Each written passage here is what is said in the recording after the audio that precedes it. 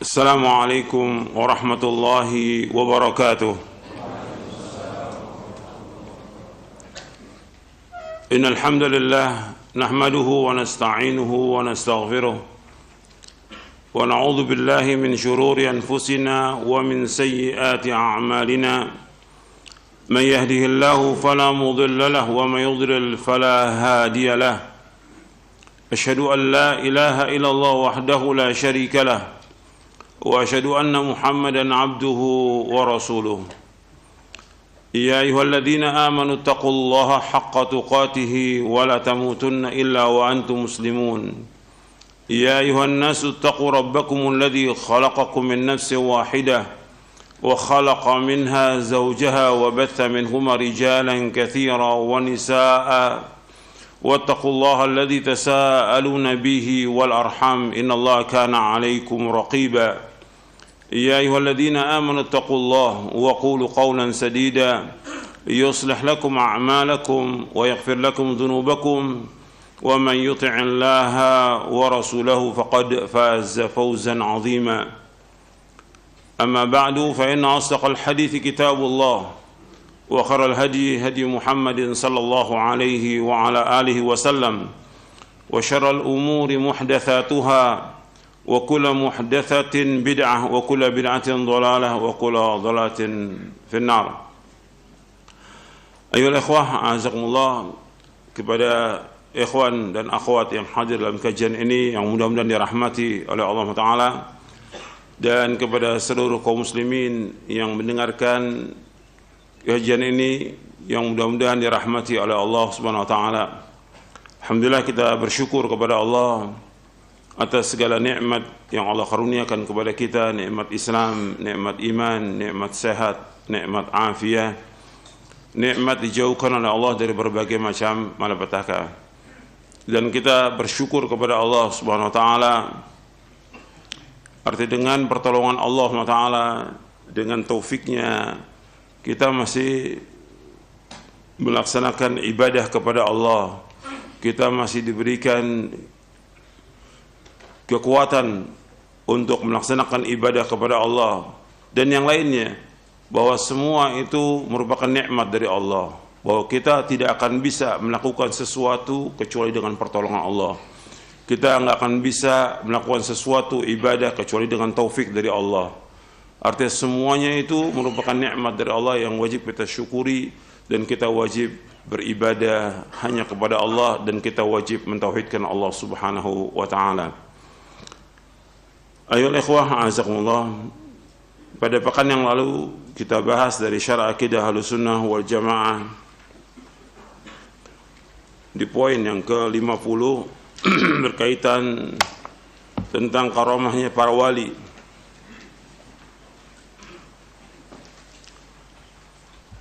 Dan saya sudah jelaskan bahwasanya syarat wali itu adalah iman, dan dia bertakwa kepada Allah. Jadi iman dan dia bertakwa kepada Allah Subhanahu wa taala. Ala inna awliya Allah la khaufun alaihim wa lahum yahzanun alladzina amanu wa kanu yattaqun.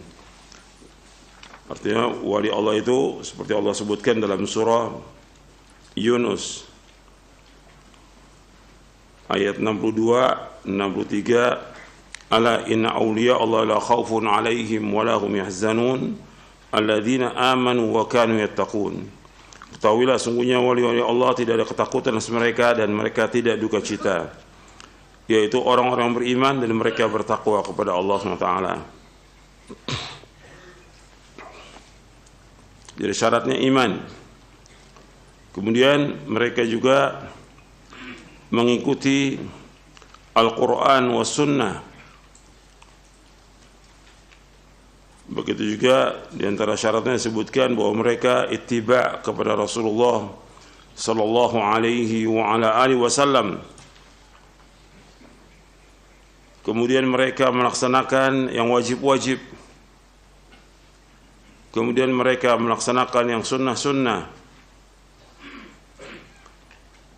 sesuai dengan hadis wali, hadis yang terkenal dengan hadis wali yang terdapat dalam Arba'in An-Nawawi dari sahabat Abu Hurairah radhiyallahu an, ia berkata qala Rasulullah SAW, inna Allah qala man 'ada li waliyan faqad adhantuhu bil harb wa ma taqarraba ilayya 'abdi bi syai'in ahabba ilayya mimma aftaradtuhu 'alayhi wa ma yazalu 'abdi yataqarrabu ilayya bin nawafil hatta uhibbahu fa idza ahbabtuhu kuntu sam'ahu alladhi yasma'u bih wa basarahu alladhi yubsiru bih wa yadahu alladhi yabtishu biha wa in sa'alani la'u'tiyanna wa la in ista'adhani la'u'idhanna wa ma taraddadtu 'an syai'in ana fa'iluhu taraddudi an nafsil mu'min yakrahu al-mauta wa ana akrahu masa'atahu.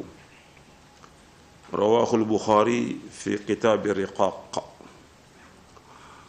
Dari Abu Hurairah radhiyallahu anhu, ia berkata, telah bersabda Rasulullah sallallahu alaihi wasallam, sesungguhnya Allah Ta'ala berfirman, barang siapa yang memusuhi waliku, maka sungguh aku umumkan perang kepadanya.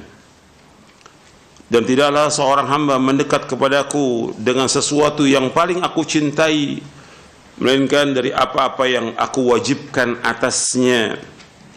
Dan senantiasa seorang hamba mendekat kepadaku dengan yang sunnah-sunnah, sehingga aku mencintainya. Apabila aku mencintainya, aku menjadi pendengarannya yang dengan itu dia mendengar, penglihatannya yang dengan itu dia melihat, dan tangannya yang dengan itu dia meraba atau memegang. Dan jika ia minta kepadaku, sungguh-sungguh aku akan berikan kepadanya. Dan jika dia minta perlindungan kepadaku, sungguh-sungguh aku akan lindungi dia. Dan tidaklah aku ragu dengan sesuatu yang aku kerjakan, melainkan keraguan aku tentang ruh seorang mukmin yang dia tidak suka kematian dan aku tidak suka untuk menyakitinya. Hadis ini sahih, diriwayatkan oleh Imam Bukhari di dalam sahihnya di kitab Riqaq. Dan di sini bisa antum lihat syarahnya dalam syarah Arba'in An-Nawawi. Yang saya perlukan di sini, apa yang jadi pembahasan di sini, yaitu kalimat di sini, kalimat wali Allah menyebutkannya. Barang siapa yang memusuhi waliku, arti Allah menyebutkan dengan kalimat wali. Arti wali itu adalah orang yang beriman, yang bertakwa. Dan Allah menyebutkan bahwa tidak ada sesuatu yang paling Allah cintai melainkan sesuatu yang Allah wajibkan. Arti yang paling Allah cintai dilakukan oleh seorang hamba itu apa yang Allah wajibkan. Yang pertama yang diwajibkan ya jelas iman, tauhid kepada Allah, kemudian melaksanakan salat yang 5 waktu, dan arkanul iman, arkanul Islam yang wajib-wajib dilaksanakan. Kemudian setelah itu seorang wali itu melaksanakan yang sunnah-sunnah. Artinya dikatakan wali itu orang yang melaksanakan apa-apa yang Allah wajibkan, kemudian melaksanakan apa yang sunnah. Jadi tadi sudah sebutkan bahwa disyaratkan wali itu yang pertama iman dia, yang kedua ittiba'ul kitab wa sunnah, yang ketiga ittiba'ur Rasul SAW, yang keempat adaul faraid, melaksanakan yang wajib-wajib, yang kelima adaun nawafil, melaksanakan yang sunnah-sunnah. Dan tidak disyaratkan bagi seorang wali itu ismah, arti kemaksuman. Seorang wali enggak maksum, yang maksum hanya para anbiya wa rusul alaihi wassalatu wassalam. Sebab yang namanya anak Adam sesuai dengan sabda Nabi SAW, kullu bani Adam khata'un wa khairul khata'in at-tawwabun. Setiap anak Adam itu pernah berbuat salah, berbuat dosa, yang terbaik yang bertaubat. Hadis ini hasan, diriwayatkan oleh Imam Ahmad, Tirmidzi, Darimi dan yang lainnya. Jadi enggak ada seorang sesudah Rasulullah SAW yang maksum, tidak ada. Dan seorang nabi itu lebih mulia dari seluruh wali yang ada. Seorang nabi itu lebih mulia daripada seluruh wali yang ada. Jadi kita nggak boleh mengutamakan wali atas nabi. Jelas nabi lebih utama. Maka disebutkan dalam syarah akidah at-tahawiyah, wala nufaddilu ahadan minal awliya'i ala ahadin minal anbiya'i alaihi wassalatu wassalam, wa naqul nabiyyun wahidun afdalu min jami'il awliya. Dijelaskan dalam syarah akidah at-tahawiyah, wala nufaddilu ahadan minal awliya'i ala ahadin minal anbiya'i alaihi wassalatu wassalam, wa naqul nabiyyun wahidun afdalu min jami'il awliya. Dan kita tidak mengutamakan seorang pun dari para wali atau seorang dari para nabi, dan kami berkata bahwa seorang nabi lebih utama dari seluruh wali.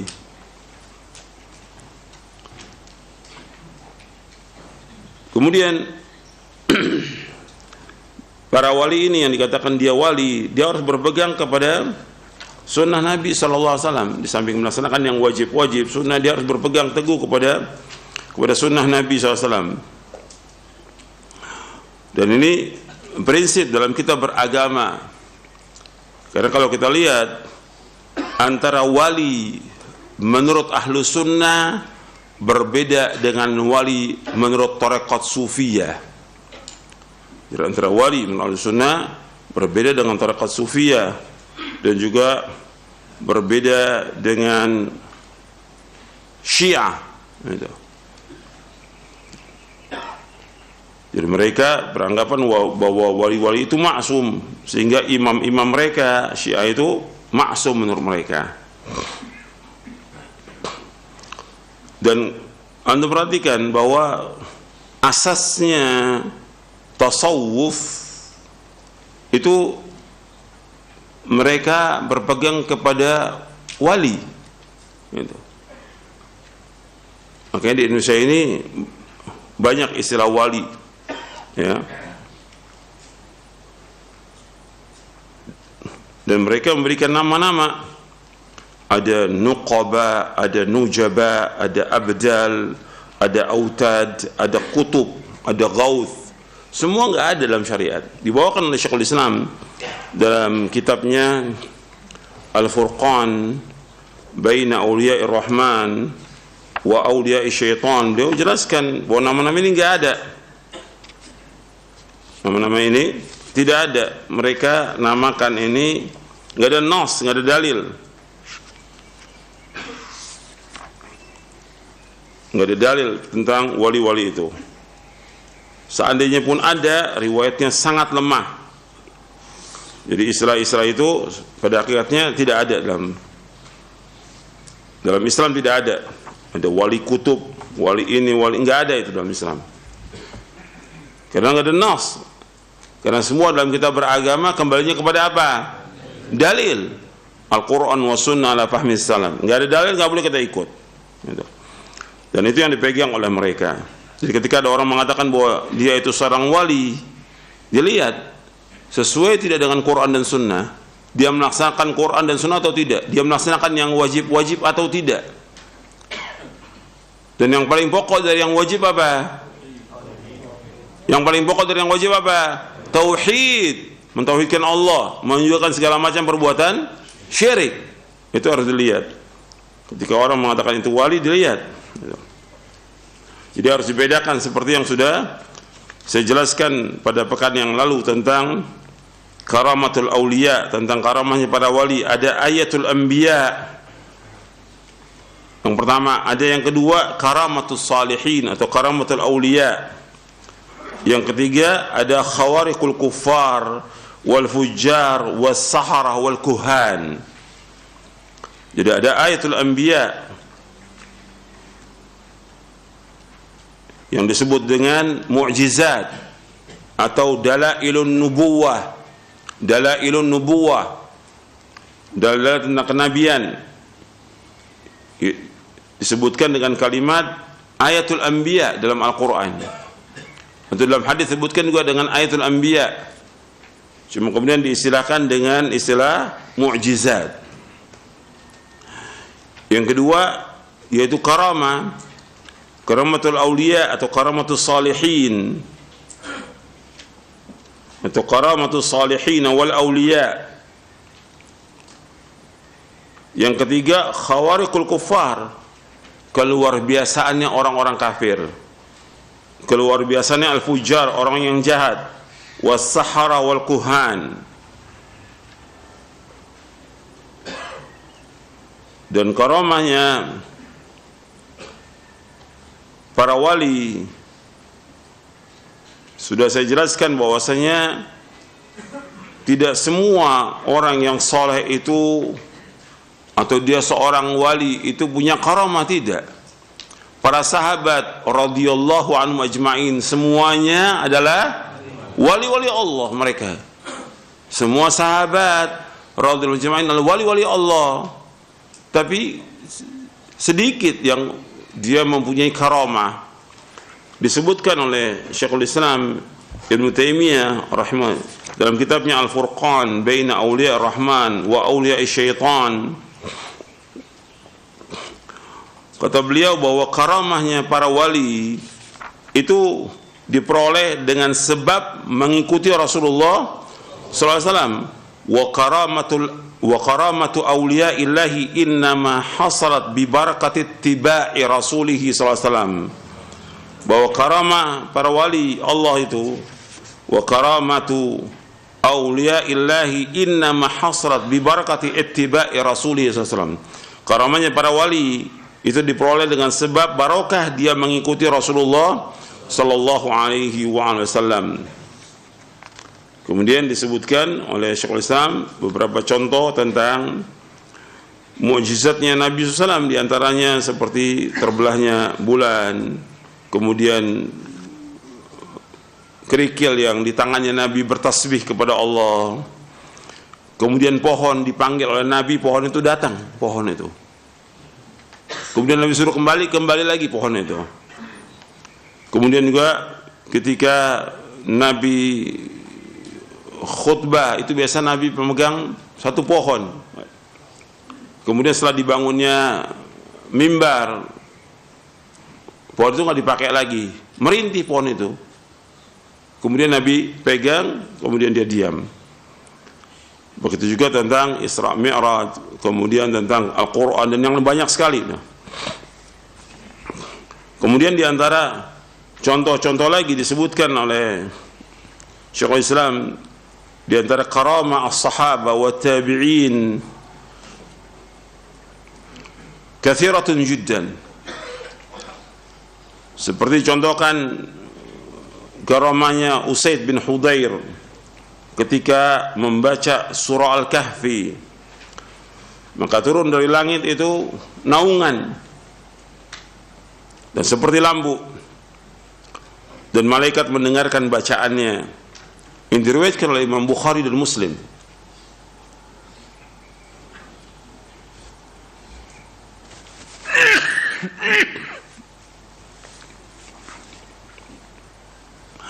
Begitu juga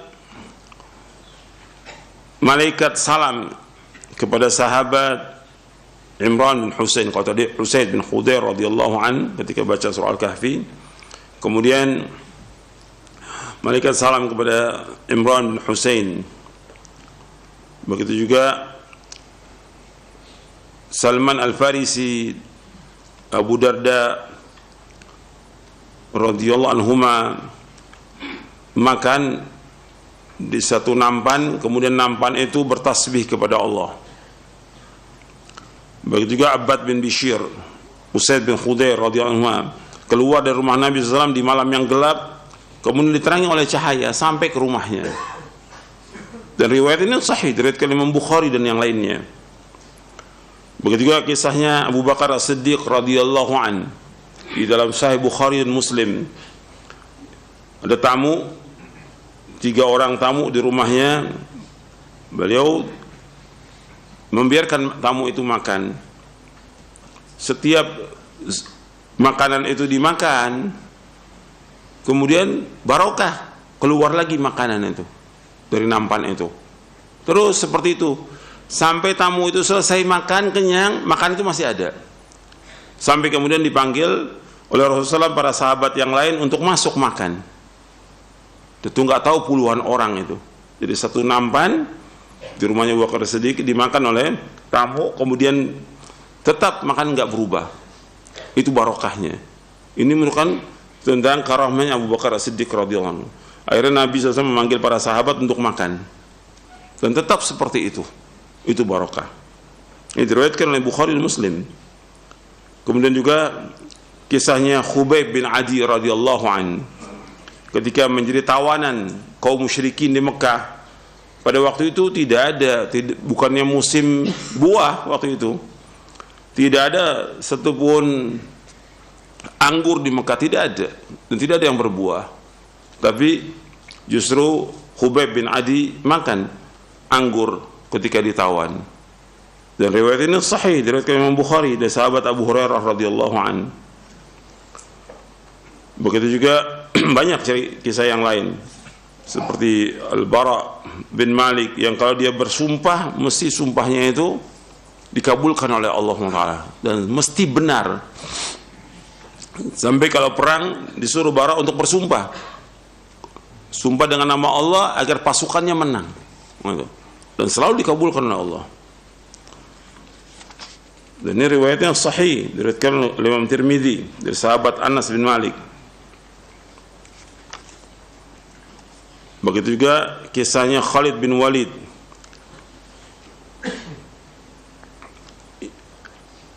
yang dia minum racun dan tidak apa-apa ketika menghadapi musuh, karena disuruh untuk minum racun, diminum tidak apa-apa dan tidak membahayakan. Ini juga riwayatnya sahih, diriwayatkan oleh Imam Abu Ya'la dan Tabrani dalam Mu'jamul Kabir. Kemudian kisahnya Sa'ad bin Abi Waqqas yang beliau kata Syekhul Islam kana mustajabud da'wah. Sa'ad bin Waqqas ini selalu doanya dikabulkan oleh Allah Subhanahu wa taala. Setiap dia berdoa mesti dikabulkan. Dan ada kisahnya tentang karamahnya Sa'ad bin Abi Waqqas dan juga Sa'id bin Zaid. Antum bisa lihat dalam kitab Riyadhus Shalihin. Ada di Riyadhus Shalihin bab tentang karamatul aulia. Di Riyadhus Shalihin ada bab namanya, itu diceritakan tentang Sa'ad bin Waqqas dan Sa'id bin Zaid. Dan beliau berdoa ketika menaklukkan Irak, ketika melawan Persia, maka kalah itu orang-orang Persia karena dengan doanya Sa'ad bin Abi Waqqas Allah mengabulkan doanya. Begitu juga ketika Umar bin Khattab radhiyallahu anhu mengutus pasukan, yang pemimpin pasukannya itu komandannya namanya Sariyah. Waktu itu Umar bin Khattab radhiyallahu anhu sedang khutbah di Madinah, dan Umar melihat itu pasukannya, dia didesak oleh Romawi, ditunjukkan oleh Allah. Kata Umar kepada Sariyah, ya Sariyah al-Jabal, wahai Sariyah kamu naik ke gunung. Betul. Maka sahabat yang hadir di Madinah itu heran, kok Umar mengatakan Sariyah, ya Sariyah al-Jabal. Akhirnya dia terhindar dari kejaran pasukan Romawi. Kemudian juga yang lain banyak ini disebutkan oleh Syekhul Islam, di antara juga para tabi'in dan tabi'ut tabi'in. Arti karamah kalau memang ada nasnya, dalilnya, nggak ada masalah. Tapi juga yang perlu antum perhatikan bahwa ketika orang mendapatkan karamah itu sebagai cobaan, ujian buat dia istiqomah atau tidak gitu. Bukan kemudian dia ujub dengan karamah itu. Yang terakhir kita bahas penjelasan Syekhul Islam apa? Innama ghayatul karamati luzumul istiqamah. Sesungguhnya puncaknya karamah adalah dengan tetap istiqamah dalam iman dan ketaatan kepada Allah. Arti kalau dia pernah mendapatkan demikian, dilihat sesudahnya apakah tetap dia taat kepada Allah atau tidak. Kalau dia ujub, maka membinasakan dia. Jadi karomah yang utama itu adalah dengan dia istiqomah sampai dia diwafatkan oleh Allah Subhanahu wa ta'ala. Sekarang kita lanjutkan yang ke-51, pernyataan tentang hakikat dan syariat. Ini tentang masalah poin yang ke-50 tentang karamatul awliya. Para ulama sudah menulis kitab-kitab tentang masalah ini. Dalam Syarah Usul I'tiqad Ahlussunnah wal Jamaah oleh Imam Al-Lalikai itu ada bab tentang karamatul awliya. Satu juz dibahas oleh beliau tentang karamatul awliya. Dan juga yang lainnya, antum bisa lihat dalam Syarah Aqidah At-Tahawiyah dan yang lainnya tentang karamatul awliya. Dalam Aqidah Al-Wasithiyah dan yang lainnya. Dan saya sudah jelaskan bahwasanya kenapa itu dibahas, karena ada sebagian orang yang menolak tentang karamah para wali, dan kemudian juga ada orang yang berlebih-lebihan tentang karamah para wali, dan yang ketiga adalah ahlu sunnah yang wasat.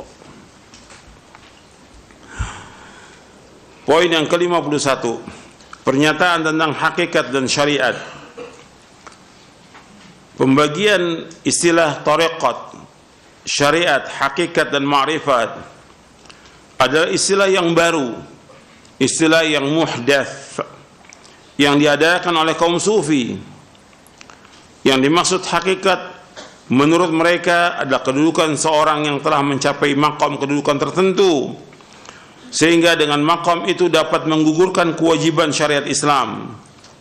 Sedangkan syariat adalah istilah untuk kedudukan orang awam yang masih melaksanakan kewajiban syariat Islam. Istilah ini pada hakikatnya dapat membatalkan dan menggugurkan ajaran agama Islam, sehingga dapat mengeluarkan orang itu dari Islam dengan keyakinannya. Hal itu berarti telah meninggalkan ajaran-ajaran Islam yang hak.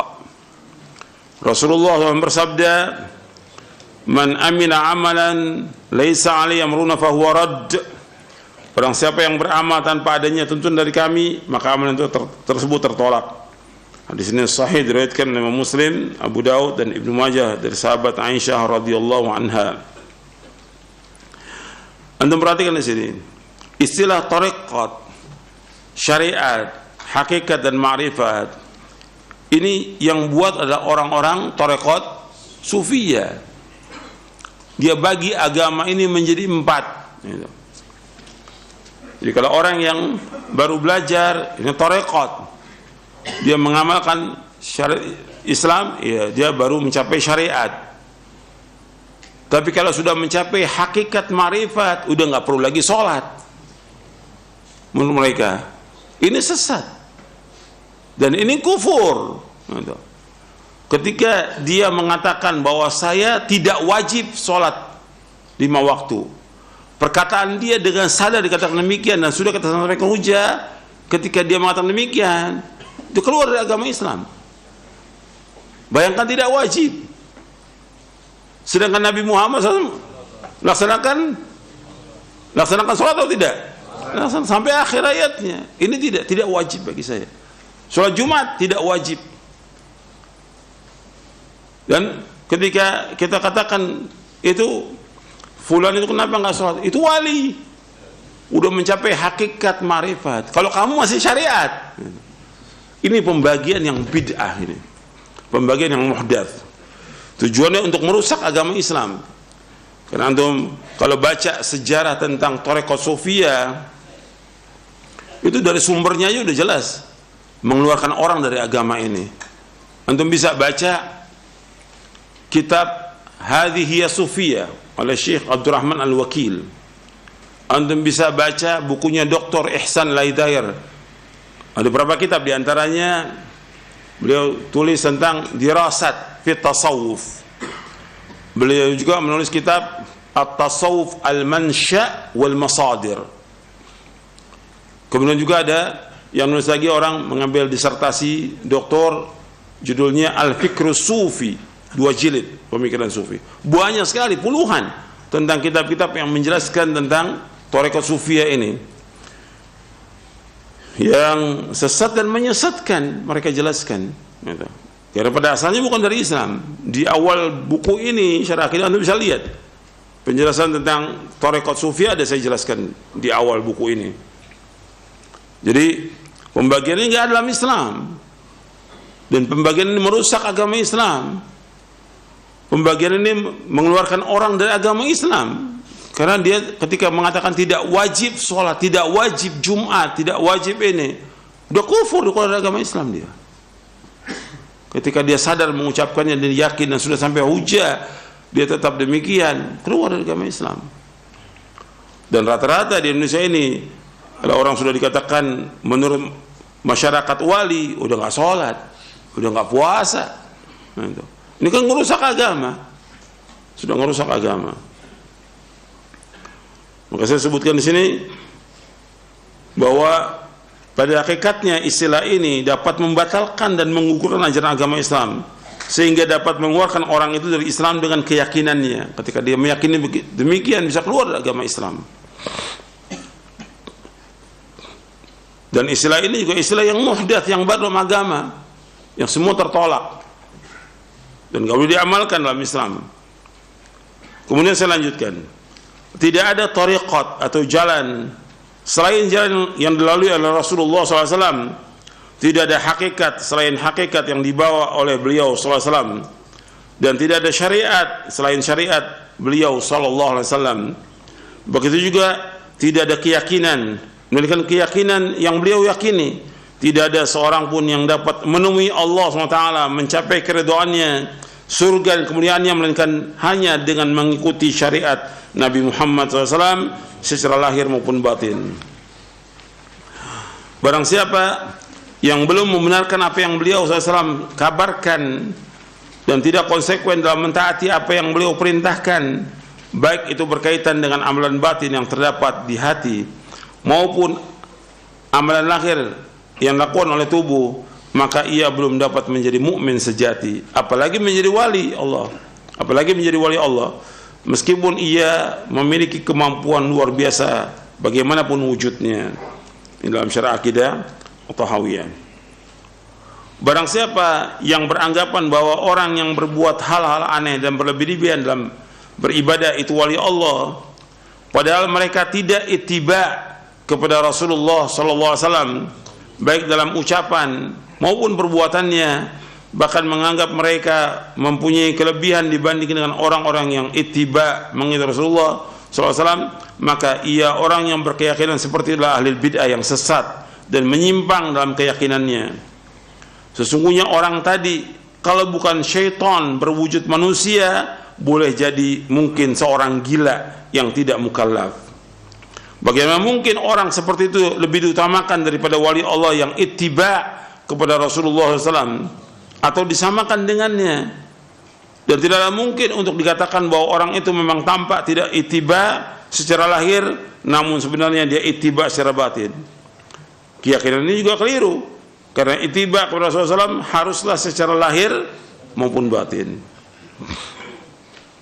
Yunus bin Abdul A'la As-Sadafi rahimahullah yang wafat tahun 264 Hijriah pernah menyatakan, aku berkata kepada Imam Syafi'i, aku mendengar sahabat kita Al-Laits bin Sa'ad menyatakan bahwa apabila kita melihat seseorang yang bisa berjalan di atas air, janganlah kita langsung menganggapnya sebagai wali Allah sebelum kita mengukur amalannya dengan Al-Quran dan Sunnah. Imam Syafi'i rahimahullah menanggapi ucapan itu kurang, artinya bukan salah tapi kurang.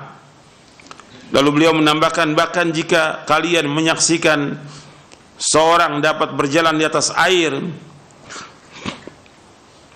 atau terbang di udara sekalipun, janganlah kalian menganggapnya sebagai wali sebelum kalian mengukur amalannya dengan Al-Quran dan As-Sunnah. Jadi kata Imam Syafi'i, meskipun dia terbang di udara, meskipun berjalan di atas air, tapi lihat bagaimana amalannya sesuai tidak dengan Quran dan Sunnah.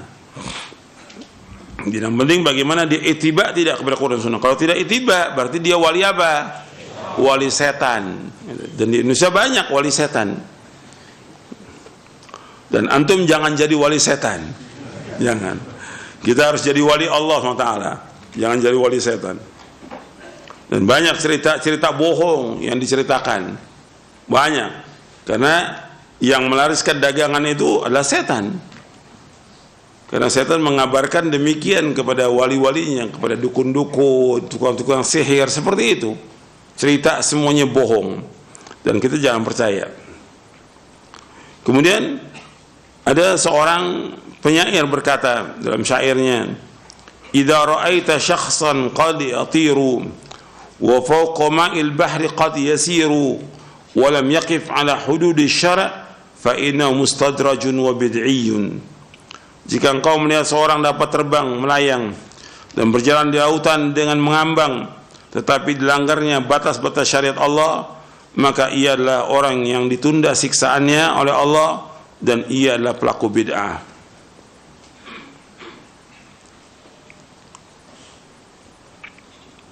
Adapun mereka yang beribadah dengan metode meditasi dan menyepi, seperti bertapa dan yang lainnya, bahkan sampai meninggalkan sholat Jumat dan sholat berjamaah, mereka termasuk golongan orang-orang yang tersesat dalam upaya yang di dunia, namun mereka menganggap bahwa mereka telah berbuat kebaikan. Allah berfirman dalam surah Al-Kahfi di ayat 103, 104, "Qul hal nunabbi'ukum bil akhsarina a'mala alladzina dhalla sa'yuhum fil hayatid dunya wa hum yahsabuna annahum yuhsinuna sun'a." Qul hal nunabbi'ukum bil akhsarina a'mala alladzina dhalla sa'yuhum fil hayatid dunya wa hum yahsabuna annahum yuhsinuna sun'a.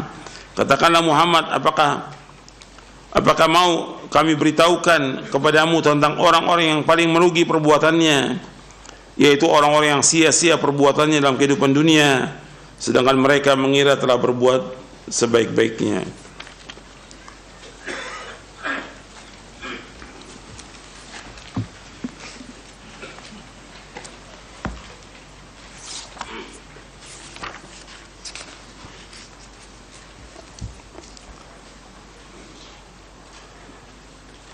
Mereka yang menyatakan dirinya sudah mencapai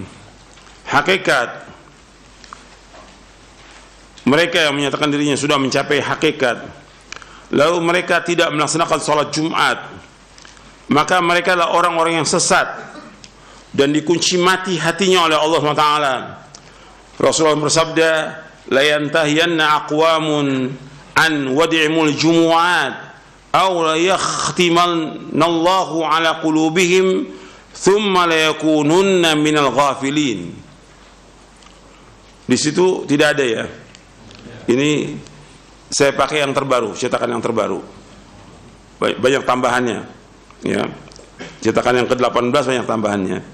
Saya tambahkan di situ, mereka yang menyatakan dirinya sudah mencapai hakikat, lalu mereka tidak melaksanakan salat Jumat, maka mereka adalah orang-orang yang sesat dan dikunci mati hatinya oleh Allah Taala. Rasulullah SAW bersabda, "La yantahiyanna aqwamun an wad'ihimul jumu'at aw la yakhtimanna Allahu ala qulubihim thumma la yakununna minal ghafilin." Hendaknya orang-orang yang biasa meninggalkan salat Jumat berhenti dari kebiasaannya itu, atau kalau tidak Allah akan mengunci mati hati mereka sehingga mereka termasuk orang-orang yang lalai. Hadis ini sahih, diriwayatkan oleh Imam Muslim dari sahabat Ibnu Umar dan Abu Hurairah radhiyallahu anhuma. Rasulullah SAW juga bersabda, "Man taraka thalatha juma'in tahawunan biha min ghairi udhrin taba Allahu ala qalbi." Barang siapa yang meninggalkan salat Jumat berjamaah sebanyak 3 kali karena malas dan bukan karena uzur, maka Allah akan menutup pintu hatinya. Hadis ini hasan sahih, diriwayatkan oleh Abu Daud, Tirmidzi, Ibnu Majah, Nasai, Ad-Darimi, Ibnu Khuzaimah dan yang lainnya dari sahabat Abu Ja'ad Amr bin Bakar Ad-Damri radhiyallahu an.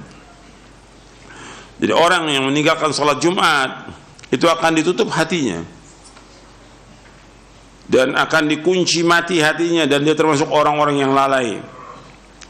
Dan orang yang sengaja meninggalkan salat Jumat 3 kali tanpa uzur, maka Allah tutup hatinya. Dan ini yang dikatakan wali-wali, mereka sudah ditutup hatinya oleh Allah karena mereka tidak salat Jumat. Tidak sholat berjamaah dan tidak sholat Jumat. Dan banyak kabar yang seperti itu udah. Berarti kabarnya mutawatir. Fulan yang dikatakan wali atau Habib Fulan katakan wali. Kalau antum lihat dan orang-orang terdekat mengatakan bahwa dia tidak sholat. Tidak sholat berjamaah dan tidak sholat Jumat. Ada di rumahnya nggak sholat Jumat. Kalau seperti ini bukan wali Allah, tapi wali apa? Wali syaitan yang wajib ditinggalkan oleh dia. Sedangkan hadis yang tadi saya bacakan tentang hadis wali, yang pertama kali yang Allah cintai dari wali itu apa? Melaksanakan yang wajib. Baru kemudian dia melaksanakan yang sunnah. Berarti ketika dia meninggalkan sholat Jumat, ditutup hatinya oleh Allah dan termasuk orang-orang yang lalai. Makanya kita nggak bisa percaya tuh cerita-cerita itu, dongeng-dongeng nggak bisa kasih percaya semuanya. Gitu. Dan kalau benar dia punya karomah, dia akan istiqomah dalam melaksanakan Al-Quran wa Sunnah dan dia ittiba kepada Rasulullah SAW. Tapi kenyataannya mereka tidak ittiba kepada Rasulullah SAW. Bahkan mereka justru orang-orang yang mengajak orang kepada kesyirikan dan bid'ah. Jadi bukan wali Allah mereka.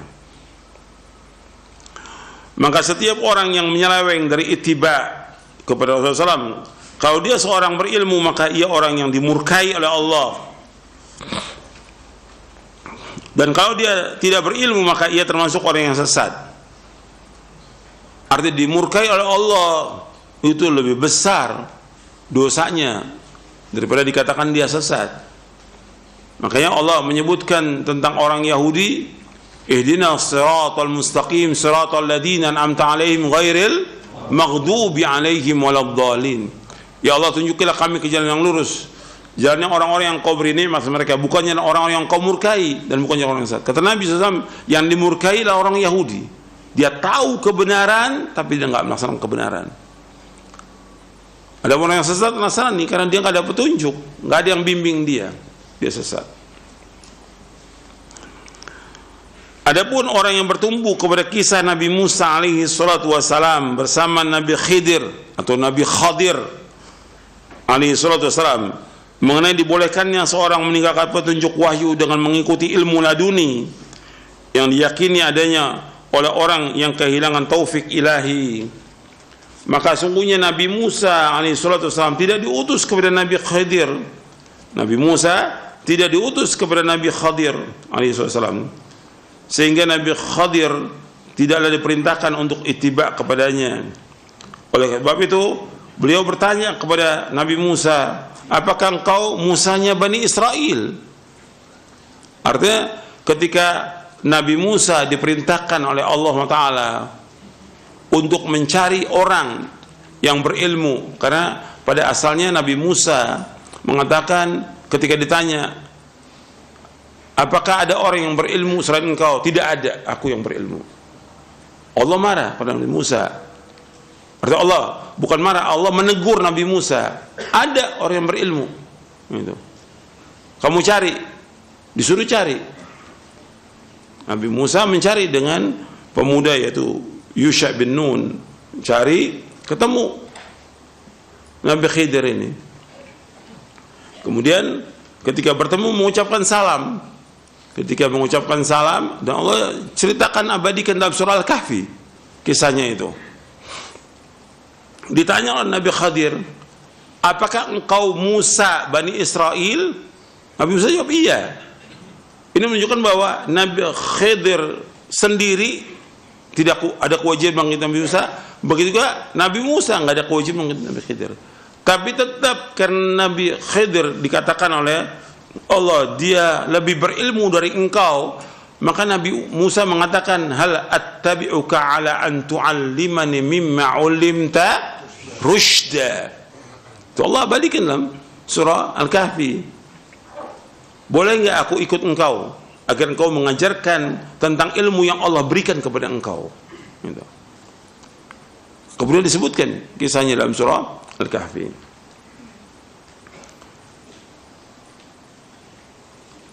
Dan Nabi Khadir berkata kepada Nabi Musa, ya Musa, innaka ala ilmin min ilmillahi allamakahu Allahu la a'lamuhu wa ana ala ilmin min ilmillahi allamanihi Allahu la ta'lamuhu. Dijelaskan dalam riwayat Bukhari ketika menafsirkan surah Al-Kahfi di kitab tafsir Sahih Bukhari, dan juga diriwayatkan oleh Imam Muslim. Kata Nabi Khadir alaihi salam, wahai Musa, sesungguhnya engkau berada di atas ilmu dari ilmu Allah yang Allah mengajarkan engkau. Ilmu itu yang aku tidak mengetahuinya, dan aku di atas ilmu dari ilmu Allah yang Allah mengajarkan aku ilmu itu yang engkau tidak mengetahuinya. Kemudian dalam ayat itu dikatakan sesuai dengan nas ayat, bal attabi'uka, tetap aku akan ikut kamu untuk belajar. Kata Nabi Khidir, engkau nggak akan sabar mengikuti aku. Tetap Nabi Musa ingin ikut, ingin dapat ilmu. Sampai perahu dibolongin, kemudian anak kecil dibunuh. Anak kecil dibunuh. Nabi Musa nggak sabar melihat itu. Karena dalam syariat Nabi Musa tidak boleh membunuh anak kecil. Tapi dalam syariat Nabi Khidir boleh. Kenapa? Allah memerintahkan demikian. Karena dia di atas ilmu. Untuk menunjukkan bahwa Nabi Khidir itu dia seorang apa? Seorang apa? Nabi. Bukan wali. Kalau Nabi dapat apa? Wahyu. Kalau wali tidak dapat wahyu. Perhatikan tuh, bahwa Nabi Khidir dapat wahyu dari Allah. Bagaimana membunuh anak kecil yang Allah abadikan dalam surah Al-Kahfi. Berarti Nabi Khidir dapat apa? Wahyu dari Allah untuk membunuh anak itu. Kalau wali nggak dapat wahyu. Jadi Nabi Khidir adalah wali dan sudah meninggal Nabi Khidir. Nggak ada misalnya juga ilmu laduni, nggak ada. Kan mereka mengambil itu dari surah Al-Kahfi. Ya. Minadunka rahmah. Ini udah mereka ini nafsirkan Quran dengan hawa nafsunya udah. Dengan hawa nafsunya. Ini ada ilmu, dalam Islam nggak ada. Dan kewajiban kita mengikuti syariat Nabi Khidir atau Nabi Muhammad? Kewajiban kita wajib mengikuti syariat Nabi Muhammad sallallahu alaihi wa ala alihi wasallam. Kan disebutkan fawajada 'abdan min ibadina atainahu rahmatan min indina wa 'allamnahu min ladunna ilma. Kemudian Nabi Musa dan yang mengiringinya yaitu Yusha bin Nun alaihi wassalatu wassalam mendapatkan seorang hamba dari hamba-hamba kami yang kami berikan kepadanya rahmat dari sisi kami dan kami ajarkan kepadanya dari sisi kami ilmu min ladunna. Kalimat min ladunna kata mereka ini ada ilmu ladunni. Karena ladunna di sini. Nah, mereka bikin sendiri sudah. Dalam Islam nggak ada ilmu laduni, nggak ada. Artinya khusus nggak ada. Karena apa? Sudah selesai, Nabi Khidir sudah meninggal dunia dan Nabi Khidir nggak diutus kepada kita. Yang diutus kepada kita siapa? Nabi Muhammad sallallahu alaihi wasallam. Yang kita wajib mengikuti syariat Nabi Muhammad sallallahu alaihi wasallam. Seandainya Nabi Musa dan Nabi Khidir masih hidup sekarang ini, seandainya dia wajib mengikuti siapa? Wajib mengikuti syariat Nabi Muhammad SAW. Wajib. Sama seperti Nabi Isa ketika turun di akhir zaman untuk membunuh Dajjal, Nabi Isa SAW mengikuti syariat siapa? Nabi Muhammad SAW. Itu nas, dalil. Dan nggak boleh orang mengikuti syariat yang lain. Dan Nabi Musa alaihissalam diperintahkan oleh Allah untuk apa? Untuk belajar, karena ada orang yang lebih alim dari engkau. Maka Nabi Musa mengatakan, qala lahu Musa hal attabi'uka ala an tu'allimani mimma 'ullimta rusyda. Nabi Musa berkata kepada Nabi Khadir alaihi wassalatu wassalam, bolehkah aku ikut engkau untuk mengajarkan kepadaku dari apa-apa yang Allah ajarkan kepadamu ilmu? Kemudian Nabi Khadir mengatakan alaihi salam, qala innaka lan tastati'a ma'iya sabra. Engkau tidak akan sanggup bersamaku, enggak akan sabar engkau. Tapi tetap aja Nabi Musa mengatakan satajidun insyaallah sabira. Engkau akan dapat aku insyaallah sabar. Tapi enggak sabar Nabi Musa. Kata Rasulullah SAW, kalau seandainya Nabi Musa sabar, justru akan diceritakan kisahnya semuanya itu.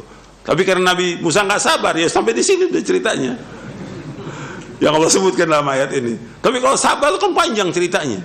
Itu Nabi Khidir. Kalau seandainya kata Rasulullah SAW, Nabi Musa sabar, akan diceritakan semua kisah Nabi Khidir itu. Karena beda syariat Nabi Muhammad SAW, syariat Nabi Musa dengan Nabi Khidir beda. Dan Nabi Khidir mengatakan sebagaimana firman Allah, wa kaifa tasbiru ala man lam tuhit bi khubra. Bagaimana engkau akan sabar sedangkan engkau enggak punya ilmu? Artinya engkau enggak diwahyukan oleh Allah seperti aku diwahyukan. Ya Nabi Musa diwahyukan Allah yang berbeda syariatnya, Nabi Khidir diwahyukan yang berbeda juga syariatnya. Bagaimana engkau akan sabar yang engkau enggak punya ilmu? Gitu. Makanya Nabi Musa kaget, kok dibolongin perahu? Kok ini dibunuh anak kecil? Karena Nabi Musa nggak punya ilmu tentang itu. Dari ini dapat wahyu. Tapi ini udah selesai. Artinya masanya udah selesai semuanya. Kewajiban kita sekarang apa? Mengikuti Nabi Muhammad SAW. Kan sekarang masih ada. Ada orang-orang mengatakan itu wali ngikut Nabi Khidir. Kalau itu wali ngikut Nabi Khidir ya kafir, keluar dari Islam. Itu wali seton, wali syaitan namanya. Karena apa? Karena kewajiban dia mengikuti siapa? Rasulullah SAW. Nggak ada kewajiban mengikuti Nabi Musa, Nabi Khidir, Nabi yang lain nggak boleh. Bahkan Nabi marah kepada Umar bin Khattab radhiyallahu ketika Nabi Musa, ketika Umar bin Khattab radhiyallahu membuka Taurat.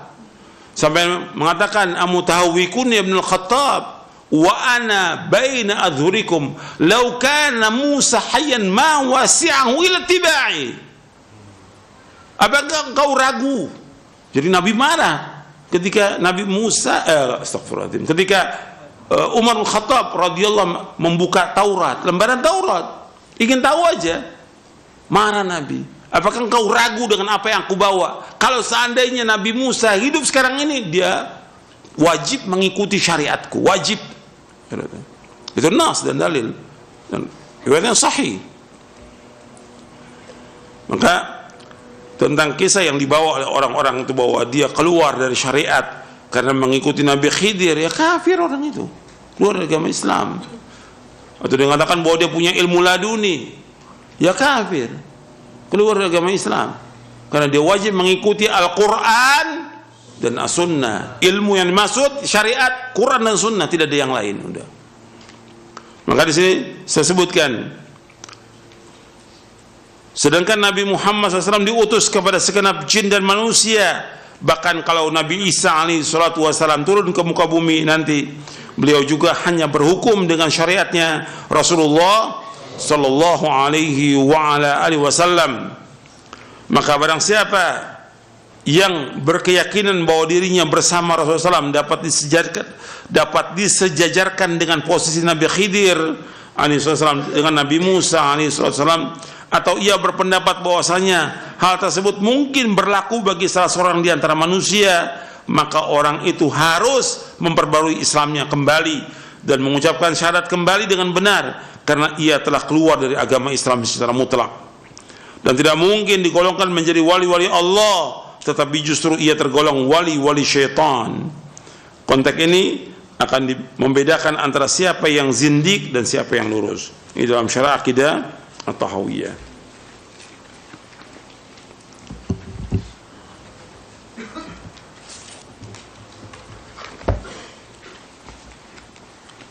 Saya akan bacakan beberapa ayat tentang masalah ini.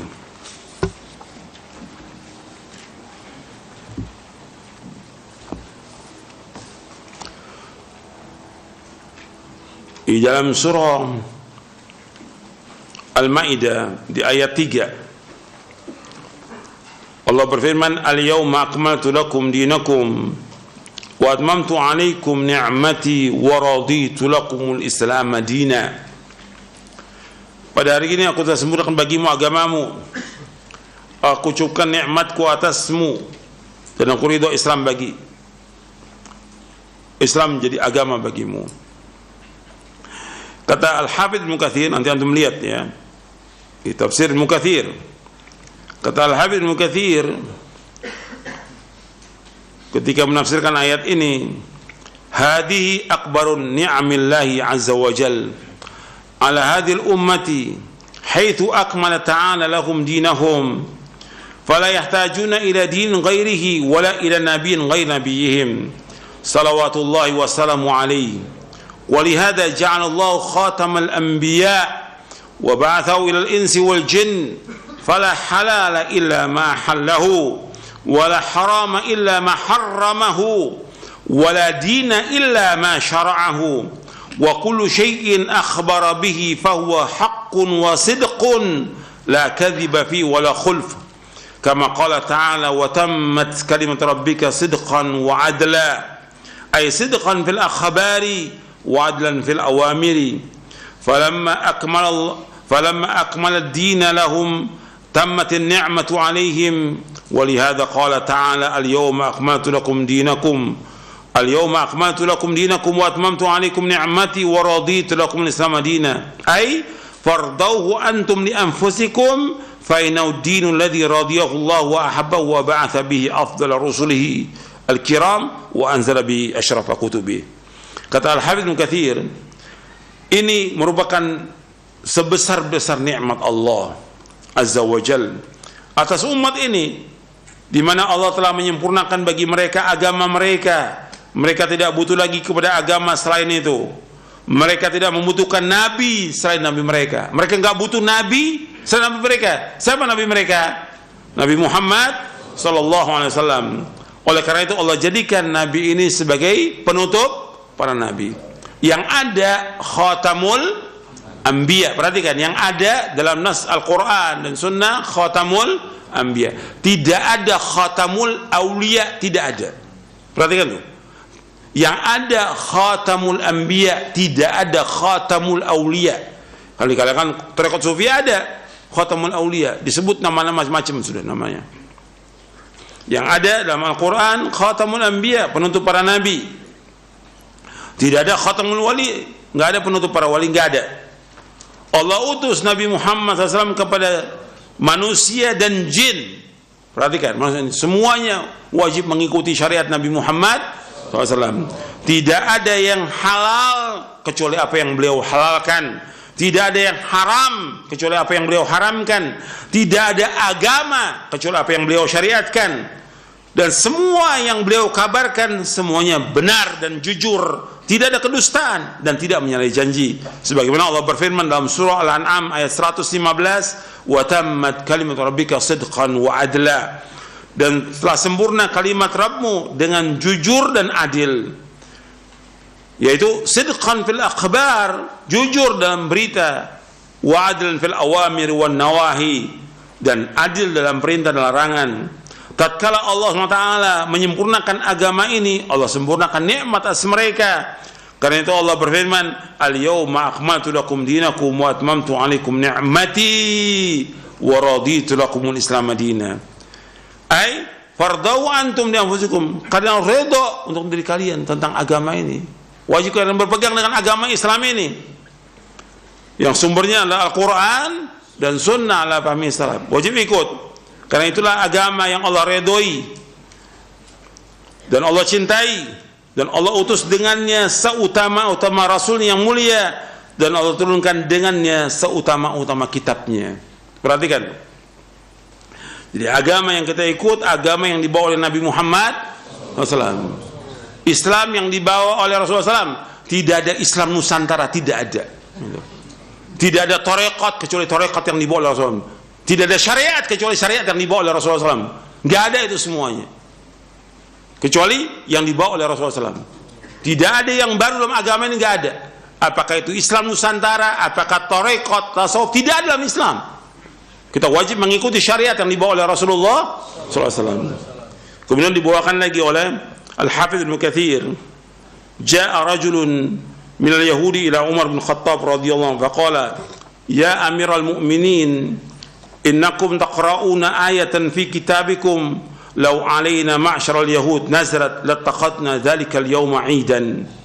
Qala wa ayyu ayatin? Qala qawluhu al-yawma akmaltu lakum dinakum wa atmamtu 'alaykum ni'mati. Faqala Umar radhiyallahu anhu wallahi inni la'alamu al-yawma alladhi nazalat 'ala Rasulullah sallallahu alaihi wasallam was-sa'ata allati nazalat fiha 'ala Rasulullah sallallahu alaihi wasallam was-sa'ata allati nazalat fiha 'ala Rasulillah sallallahu alaihi wasallam nazalat 'ashiyata Arafah fi yaumi Jumu'ah. Dikatakan telah datang seorang Yahudi kepada Umar bin Khattab radhiyallahu anhu. Kemudian dia berkata, wahai Amirul Mukminin, kalian membaca satu ayat dalam kitab kalian. Kalau seandainya kami orang-orang Yahudi turun ayat itu, kami jadikan ayat itu sebagai hari perayaan. Hari turunnya ayat itu sebagai hari perayaan.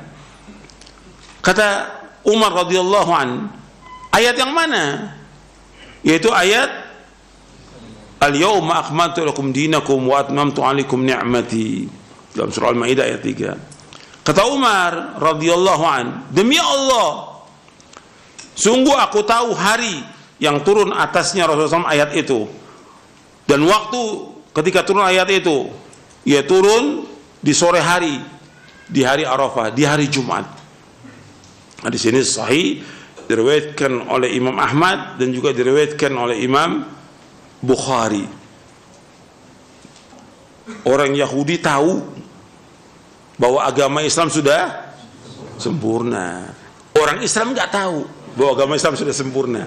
Anda perhatikan, orang Yahudi tahu bahwa agama Islam sudah sempurna. Sampai mereka katakan, kau turun kepada kami akan jadikan sebagai perayaan. Jadi orang Yahudi tahu tentang Quran, juga tahu, tapi mereka tidak mau beriman.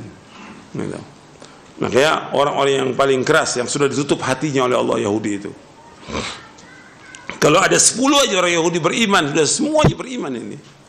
Tapi cuma berapa orang kan yang beriman?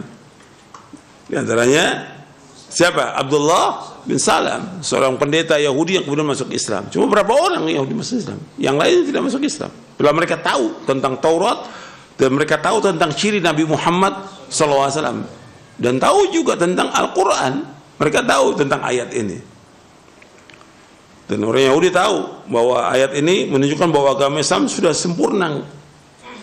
Tapi umat Islam tidak tahu, sampai mereka membuat apa? Bid'ah-bid'ah. Diadakan. Kemudian ayat yang lain lagi saya mau bacakan, surah An-Nur di ayat 63.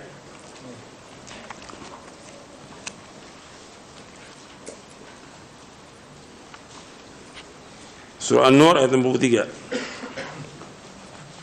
Allah berfirman, "Falyahdharil ladzina yukhalifuna an amri an tusibahum fitnatun aw yusibahum adzabun alim." Hendaknya berhati-hati orang-orang yang menyalahi perintah Rasulullah SAW, takut akan ditimpa fitnah, cobaan, atau ditimpa adab yang pedih. Dijelaskan oleh Al-Hafidz Ibnu Katsir dalam tafsirnya, falyahdharil ladzina yukhalifuna amrihi ay amri rasul an amri Rasulullah sallallahu alaihi wasallam sabiluhu wa minhajuhu wa tariqatuhu wa sunnatuhu wa syari'atuhu fatuzanul aqwalu wal a'malu bi aqwali wa amalihi fama wafaqa dhalika qubil wa ma khalafa huwa mardudun ala qaili wa fa'ilihi ka'inan ma kana kama thabata fi as-sahihaini wa ghairihima an Rasulillah sallallahu alaihi wasallam annahu qala man amila amalan laysa alaihi amruna fa huwa radd ay falyahdhar wal yakhsha man khalafa syari'atar rasuli batinan aw zahiran an tusibahum fitnatun ay fi qulubihim min kufrin aw nifaqin aw bid'atin aw yusibahum adzabun alim ay fid dunya biqatlin aw haddin aw habsin aw nahwi dzalik. Ketika Al-Hafiz Ibnu Katsir membawakan ayat falyahdharil ladzina yukhalifuna an-amri an tusibahum fitnatun aw yusibahum adzabun alim. Surah An-Nur surah 24 ayat 63. Maka adalah berhati-hati orang yang menyalahi perintah Rasulullah SAW, takut akan ditimpa fitnah, cobaan atau ditimpa azab yang pedih. Yang dimaksud amrihi yaitu amri Rasulullah, amri Rasulullah SAW, yaitu jalannya beliau, manhajnya, sunnahnya dan syariatnya.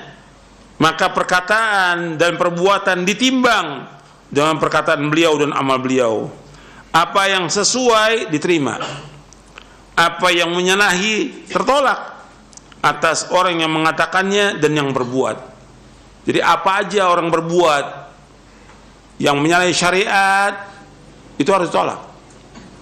Siapa aja, apakah dia orang awam, dia seorang ustadz, dia seorang dai, atau dia dikatakan seorang syekh, imam atau wali, perbuatannya dia harus ditimbang dengan apa?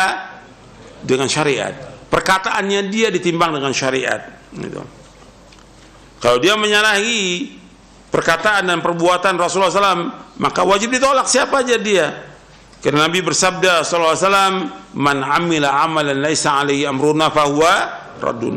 Barang siapa mengamalkan satu amalan yang enggak ada contoh dari kami, maka tertolak. Maka adalah berhati-hati, adalah takut orang-orang yang menyalahi syariat Rasulullah SAW batinan wa zahira.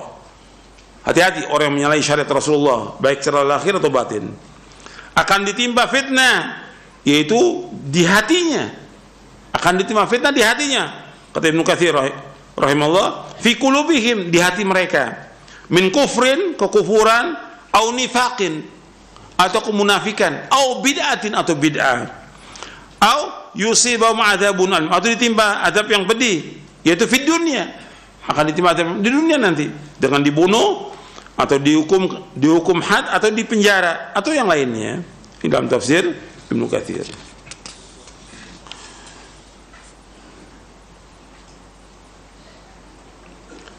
Satu lagi saya ambil dari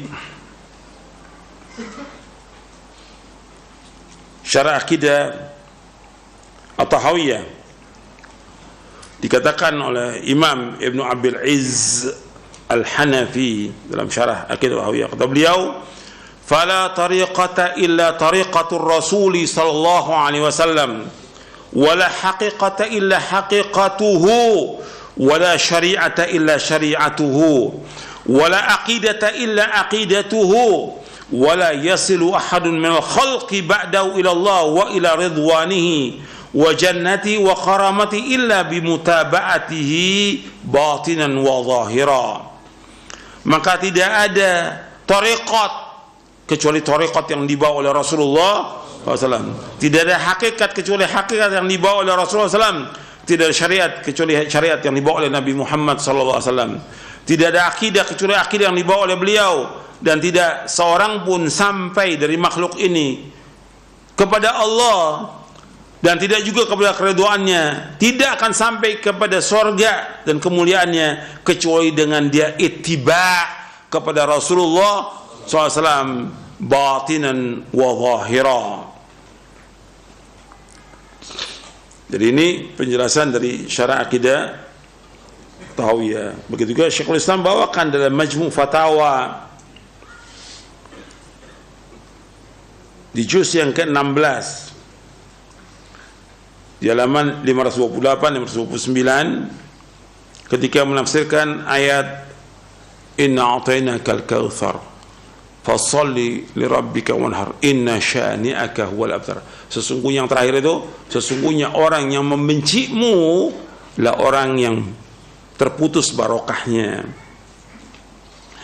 Beliau mengatakan begini, Syekhul Islam, fal hadar al-hadar ayyuhar rajulu min an taqraha syai'an mimma jaa'a bihi ar-rasul sallallahu alaihi wasallam aw taruddahu li ajli hawaka aw intisaran li madhhabika aw li shaykhika aw li ajli ishtighalika bisyahawati aw bidunya fa inna Allah lam yujib ala ahadin ta'ata ahadin ila ta'ata rasulih sallallahu alaihi wasallam wal akhdha bima jaa bihi bihaitsu law khalafa al-'abdu jami'al khalqi wattaba'a ar-rasula ma salahu Allahu an mukhalafati ahadin fa inna man yuti'u aw yuta'u inna man yuta'u taba'an lirrasuli sallallahu alaihi wasallam wa illa law amara bi khilafi ma amara bihi ar-rasul sallallahu alaihi wasallam ma uti' fa'lam dhalika wasma' wa ati' wattabi' wa la tabtadi' takun abtara mardudan 'alayka 'amaluka bal la khaira fi 'amalin abtara min al-ittiba'i wa la khaira fi 'amilihi wallahu a'lam. Kata Syekhul Islam Ibnu Taimiyah rahimahullah, berhati-hatilah. Ini terjemahannya sudah saya bawakan dalam buku Konsekuensi Cinta kepada Nabi Muhammad SAW. Nanti antum bisa lihat di buku Konsekuensi Cinta, panjang sebenarnya ini, di halaman 72-73. Sebutkan di akhirnya aja, kata beliau, hati-hati, hati-hati. Kata beliau, hati-hati. Jangan engkau membenci sesuatu yang dibawa oleh Rasulullah SAW, atau engkau menolak karena mengikuti hawa nafsumu, atau membela madhabmu, atau membela syekhmu atau gurumu, atau karena engkau sibuk dengan syahwat atau dengan dunia. Karena Allah tidak mewajibkan kepada seorang pun untuk taat kepada seseorang kecuali taat kepada Rasulullah SAW. Allah enggak wajibkan kepada seluruh manusia kecuali taat kepada satu orang, yaitu Rasulullah SAW. Dan wajib kita untuk mengambil apa yang dibawa oleh beliau, meskipun semua makhluk ini menyalahinya.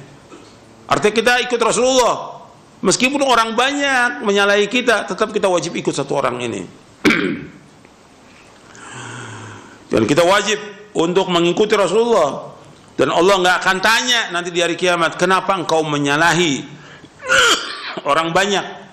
Allah nggak akan tanya, kenapa engkau menyalahi. Tapi Allah tanya kepada seluruh manusia, kenapa engkau menyalahi satu orang ini. Siapa? Rasulullah SAW. Di kubur kita akan ditanya, di hari kiamat akan ditanya, kenapa engkau menyalahi Rasulullah SAW. Kenapa engkau tidak mengikuti beliau Sallallahu Alaihi Wasallam. Karena kita wajib untuk taat kepada beliau. Dan orang-orang yang ditaati itu, dia wajib ketaatannya mengikuti Rasulullah SAW, dan tidak boleh dia menyalahi perintah Rasulullah SAW. Maka ketahuilah yang demikian, dengarkan, taati, ittiba, jangan berbuat bid'ah. Kalau engkau tidak taati dan engkau berbuat bid'ah, maka engkau akan menjadi orang yang abtar, orang yang putus barokahnya, tertolak, amalmu tertolak, dan tidak ada kebaikan pada amal yang terputus dari ittiba. Tidak ada kebaikan bagi orang mengamalkan yang tidak sesuai dengan sunnah. Wallahu a'lam. Ya, saya pikir cukup sampai di sini. Mudah-mudahan yang saya sampaikan bermanfaat. Wassallallahu nabiyana Muhammadin sallallahu alaihi wasallam. Subhanakallahumma bihamdik asyhadu an la ilaha illa anta astaghfiruka wa atubu ilaik. Assalamualaikum warahmatullahi wabarakatuh.